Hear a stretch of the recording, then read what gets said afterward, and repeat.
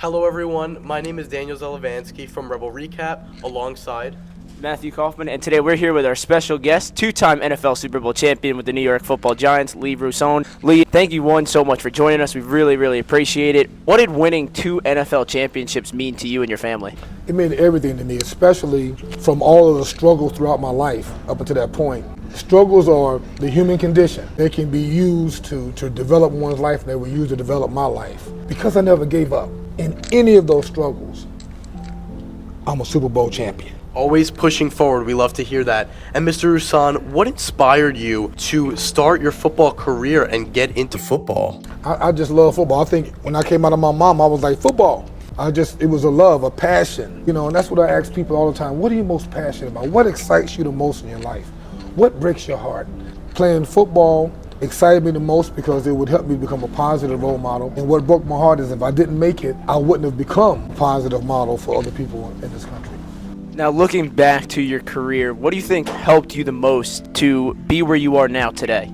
I think the love of my family members, the love of my coaches, of mentors that came along beside me and helped me to grow. They looked at my mistakes and they looked at my failure and said, let's go, Lee. You got to keep moving forward. And I equate that to the love of God. It was always present from my grandparents, uncles and aunts, everybody, all kinds of people I didn't even know, but I met. I would say the love of God. And Mr. Rouson, you mentioned the love of God, and you're very open about your own relationship with God and religion as a whole. So what do you think that means to you in your career professionally and your life? Well, in my career had a lot to do with my relationship with God. First of all, I learned that I was double-minded. I had like two minds. I was in this dilemma, of the mind of my flesh and the mind of my spirit. And I had to conquer it, to let the mind of the flesh serve the mind of the spirit. So I learned how to do that. And football helped me a lot. My football career really helped me in that journey. In my life, I'm still on that journey. I'm still learning how to walk by the Spirit, walk by the love of God, walk in peace and walk in gentleness, walk in kindness, walk in self-control. All of those slices of the fruit of God's Spirit. I appreciate that question. Now, if you had one player to pick from your two-time run as a Super Bowl champion, was there one player that maybe pushed you on that Giants team a little more than any other, or was that just one big family as they normally are? Well, I gotta give kudos to the big family. Many people in the Giants and the Browns family helped me in my life. There is one guy who used to be a cowboy. It's hard to say that, but I gotta give it credit. His name was Everson Walls. And one day, I was complaining about a situation I was in.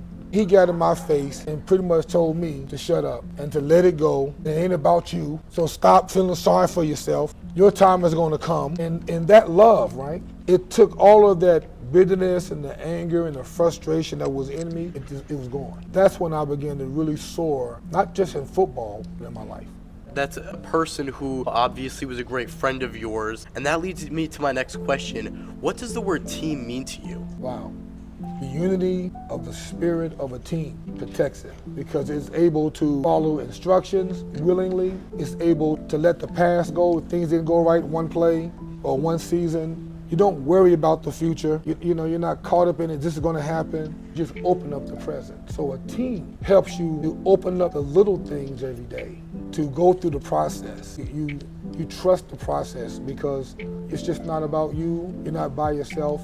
There's so much help. In the unity, you discover life in your own heart and mind. So I'm very grateful that I've been a part of teams. I really appreciate that question too. Now, you mentioned teams, obviously going from one team from the New York Giants over to the Cleveland Browns. How was that transition for you? Was it difficult, obviously meeting new teammates and stuff? Can you describe that transition between the two teams? It wasn't difficult for me because it was time for me to leave the Giants. I went through a lot of things on the Giants. I was a plaintiff in a court case for free agency. Giants ownership didn't like it too much, so it was kind of time for me to move on. Coach Bill Belichick, he left the Giants at the same time I did, and he took me with him to Cleveland. So it was a new start in my life. That's how things are. You continue to recreate yourself over and over and over again. You can't let a job or a time in your life define who you are. You're way more than that. So I've learned how to continue to become who I am in my life. Wow, that's absolutely inspiring for everyone who's listening, especially aspiring athletes. To shed some light as a football player professionally, what are some of your highlights of your career and some of your highlights of your life? Well, of my career, I was sharing one highlight that I was a plaintiff in a court case for free agency. I'm one of the 4 ball players that changed the whole system, because there wasn't free agency for a long time. Now the contracts, the type of system that it exists today was because I became a freedom fighter. Yes, I sacrificed my career. Somebody would say, that's a highlight? Yes, it is. It didn't feel like it when I was going through it, but I look back at it, and no doubt about it, that was a highlight of my life. Being drafted by the New York Football Giants was a highlight. Special Teams Player of the Year in 1986-87 was a highlight. The alumni events that we have become highlights. In one event, one of my teammates said, you know, Lee, you make everybody feel special. You've always been that type of leader. That was a highlight. In my life, I got so many highlights. I don't know if you guys got a couple of hours. I've had many highlights. At 10 years old, I was the first ball player, African-American ball player in Greensboro, to make a Pop Warner football team.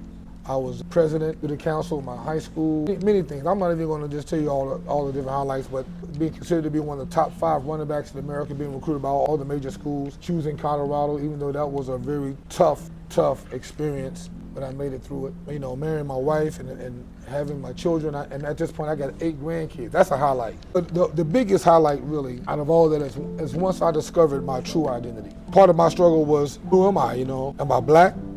Am I Lee Rouson, this famous football player? No, I'm a child of the Most High God. And discovering that fact and that choice has been the greatest highlight of my life, especially when I came to the place of yielding to Christ. Not just saying, okay, I believe in my heart and I confess with my mouth that Jesus Christ is Lord, but also yielding to the manifestation of His heart and His mind, continuing to fill me up and to shake me up and to light me up in all ways of my life. I would do it unto Him and for the sake of the gospel. Now, I know you mentioned that you see your teammates every here and there. Are you still in contact with the guys from that Super Bowl run, or even from Giants, Browns, or other players throughout the league at that time? Yes, I have. I just got back from Colorado from a big alumni event there. So guys I went to University of Colorado with, but also a lot of those guys at Colorado went into the NFL and were my teammates, the Giants and the Browns. And also I just met them from all different kind of NFL events. So yes, I have the honor and the privilege to rub shoulders with a lot of guys who we have a common bond. I call us yoke fellas. We like yoked together, you know. But not only do I have those yoke fellows in football, but I have them in ministry. Like my buddy that's sitting right over here, Josh, Harry, and different people. We're able to have that shoulder to shoulder.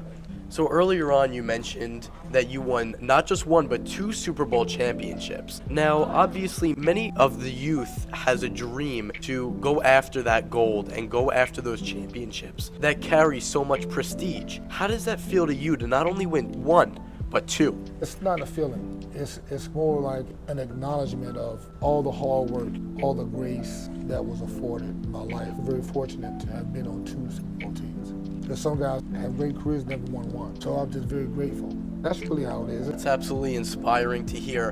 And if you have one last message to send to any teenager, you may not even be a teen yet, or any person who's above adulthood and they're just questioning things in their life, do you have any words you can give to those people who need it the most? Listen, in this life, the greatest gift that you can ever open up is deciding who you are. That's right, who are you is a gift. It's a present wrapped up in 3 words. Who are you? Once you decide who you are, really, nothing is going to stop you in this life.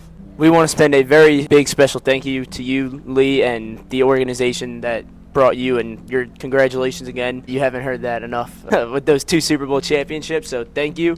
And for all of our viewers, they will definitely enjoy this and definitely get some inspiration. Thank you. Appreciate you guys, man. I appreciate you a lot, Mr. Rouson. Thank you, brother.